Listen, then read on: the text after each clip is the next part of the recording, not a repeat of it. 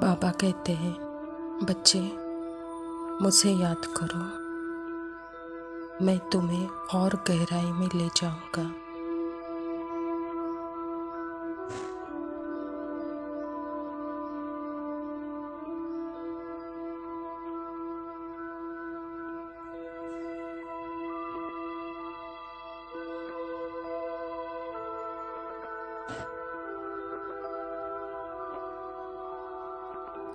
सागर के विशालता का अनुभव कराऊंगा।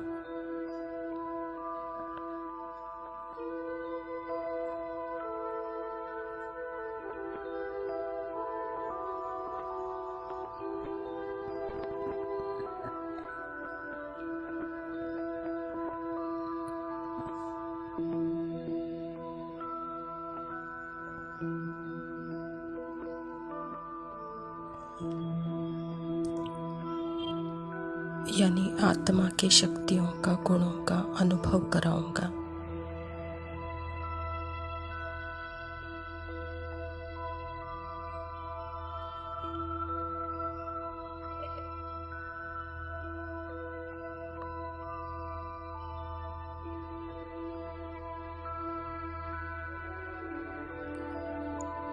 और जितनी गहराई में जाएंगे उतने विकल्प भी दिखाई देंगे।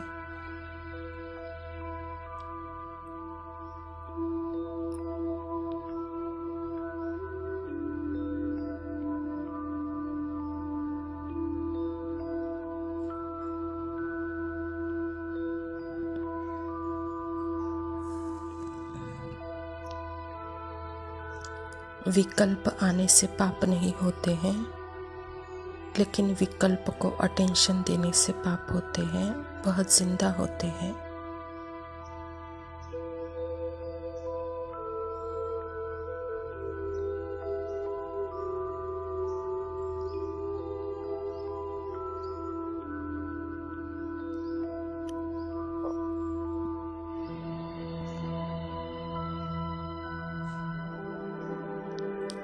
इसीलिए बाबा की याद में जो भी विकल्प आए उसे आने दो और जाने दो।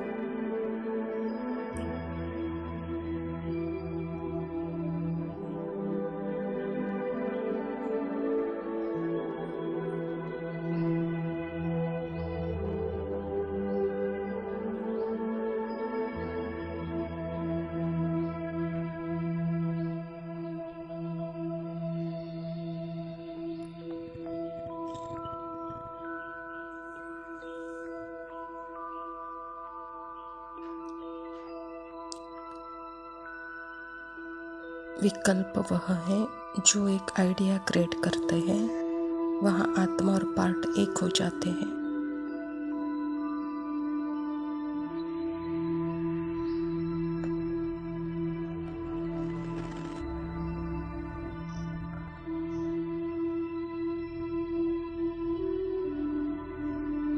यहाँ पार्ट में कर्म में आने से पहले मन के ब्लूप्रिंट पर पहले आते हैं, और आत्मा उस ब्लूप्रिंट को बार बार जब देखती है तो वह कर्म एक्शन में आने से विकर्म बनता है।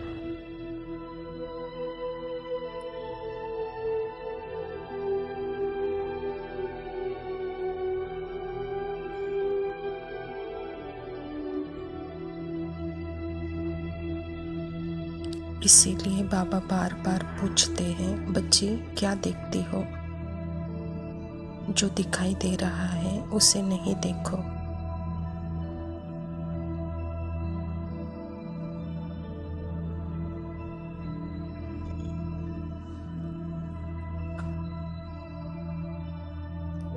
यानी बाहर का दृश्य भी अंदर के दृश्य पर डिपेंड है,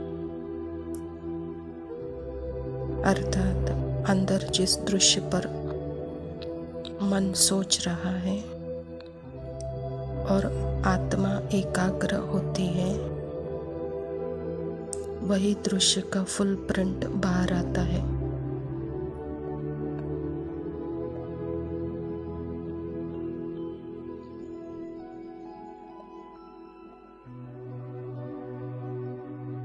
इसीलिए बाबा बार बार पूछते हैं, बच्ची क्या देख रही हो।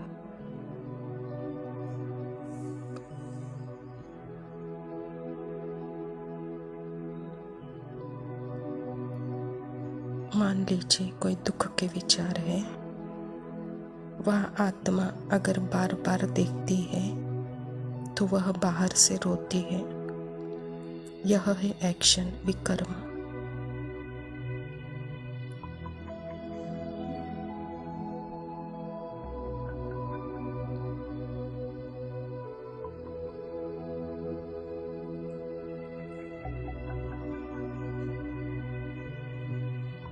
और मान लीजिए एक अच्छी विचार, और उस विचार पर आत्मा बार बार देखती है और वह बाहर जैसे सुख भोगती है।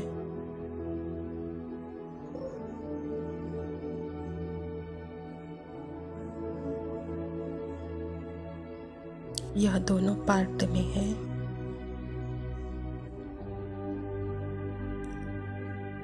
आत्मा इस दोनों से परे, इसीलिए बाबा कहते इन दोनों से साक्षी हो जाओ बच्चे, न्यूट्रल न हो जाओ बच्चे।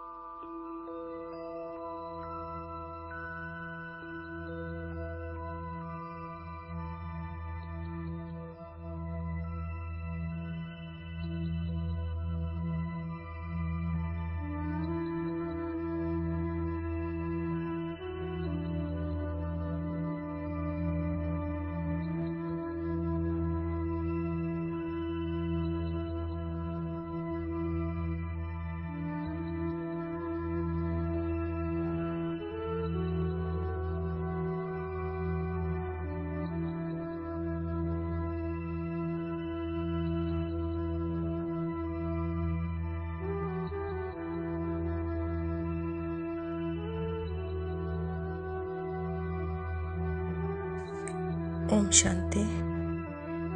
प्रातः मुरली। बाप दादा मधुबन। मीठे बच्चे, तुमने अब तक जो कुछ पढ़ा है उसे भूल जाओ। जीते जी मरना माना, सब कुछ भूलना, पिछला कुछ भी याद न आए। स्वयं परमपिता परमात्मा शिव बाबा प्रजापिता ब्रह्मा के तन में आकर के सृष्टि के अंत का अंत सत्य बता रहे हैं कि बच्चे अभी घर जाने का समय है। इसीलिए अब तक जो कुछ भी इस पार्ट से आपने अनुभव किया है, यह सब पार्ट की कहानियाँ हैं। इससे आप अलग आत्मा हो। अभी आत्मा को घर जाना है, तो इसके लिए अपने आप को इस शरीर से अलग समझो। जैसे शरीर मर गया, मैं आत्मा अब परमधाम घर की निवासी हूँ, इसी अनुभूति में रहो। तो बाबा कहता है कि यह जैसे कि जीते जी मरना हो गया, सब कुछ भूलना। प्रश्न है, जो पूरा जीते जी मरे हुए नहीं है, उनकी निशानी क्या होगी? उत्तर है, वह बाप से ही आर्गू करते रहेंगे, शास्त्रों का मिसाल देते रहेंगे। जो पूरा मर गए हैं वह कहेंगे बाप जो सुनाते हैं वही सत्य है। हमने आधा कल्प जो सुना वह झूठ ही था, इसीलिए अब उसे मुख पर भी न आए। बाप ने कहा, hear no evil, see no evil, talk no evil. परमात्मा अर्थात ही सृष्टि का सत्य, और सारे सत्य का ज्ञान परमात्मा में होने के कारण वह जब आता है तो हम आत्माओं को इस सृष्टि के सत्य के बारे में बताकर हमको यहाँ से ले जाने के लिए आता है। और जो कुछ भी शास्त्र की बातें हैं वह मनुष्य के द्वारा कही हुई बातें हैं। तो मनुष्य की कही हुई बातें कभी सत्य नहीं हो सकती है, और परमात्मा जो कहता है वही शाश्वत सत्य है। और जो सत्य में है, बाबा कहते जैसे कि उनका मुख बंद हो जाता है, और वह जैसे कि hear no evil, talk no evil, think no evil हो जाते हैं। धारणा के लिए मुख्य सार है। पहला पॉइंट है, तीव्र पुरुषार्थी बनने के लिए पढ़ाई का शौक रखना है। सवेरे सवेरे उठकर पढ़ाई पढ़नी है। साक्षात्कार की आश नहीं रखनी है। इसमें भी टाइम वेस्ट हो जाता है। बाबा कहता है यहाँ देह अभिमान और आत्म अभिमान, यह दो स्थितियाँ हैं, क्योंकि आधा कल्प से हम आत्माएं अपने आप को ही भूल गए थे, लेकिन अब मैं जो हूँ उसी पुरुष अर्थ मुझे हर कर्म करना है और वही पढ़ाई का सार है। तो बाबा कहता है इस पढ़ाई के सार में जो रहते हैं वही तीव्र पुरुषार्थी है, वह टाइम वेस्ट नहीं करेंगे। दूसरा पॉइंट है शांति धाम और सुख धाम को याद करना है, इस दुख धाम को भूल जाना है। किसी से भी आर्ग्यू नहीं करना है, प्रेम से मुक्ति और जीवन मुक्ति धाम का रास्ता बताना है। बाबा कहता है अभी सारी दुनिया में जैसे कि दुख मंडरा रहा है और वह अभी दुख का अति होगा, इसीलिए बच्चे इस दुख धाम को तलाक दो। किसी के साथ भी अभी वाद विवाद नहीं करो, बातों को बढ़ाओ नहीं, ज़्यादा सोचो नहीं, बस अभी समय है अपने मुक्त होने का और जीवन मुक्त में रहने का। वरदान है सदा सुखों के सागर में लवलीन रहने वाले अंतर्मुखी भव। बाबा कहता कहा जाता है अंतर्मुखी सदा सुखी। जो बच्चे सदा अंतर्मुखी भव है उनको यह वरदान प्राप्त होता है बाप द्वारा। वह बाप समान सदा सुख के सागर में लवलीन रहते हैं। सुखदाता के बच्चे स्वयं भी सुखदाता बन जाते हैं, सर्व आत्माओं को सुख का ही खजाना बांटते हैं। तो अब अंतर्मुखी बन ऐसी संपन्न मूर्ति बन जाओ जो आपके पास कोई भी किसी भी भावना से आए अपनी भावना संपन्न करके जाए। जैसे बाप के खजाने में अप्राप्त कोई वस्तु नहीं, ऐसे आप भी बाप समान भरपूर बनो। बाबा कहता सदा अंतर्मुखी बन करके सुख के सागर में लवलीन रहो। कहता बाबा जैसे बाबा सुखदाता है ऐसे आप बच्चे भी सुखदाता बनकर हर आत्मा को सुख बांटते जाओ। आपके सामने कोई भी संपन्नता की भावना लेकर आता है तो उसको संपन्न बनाओ, उसके लिए बाप समान भरपूर अनुभव करो।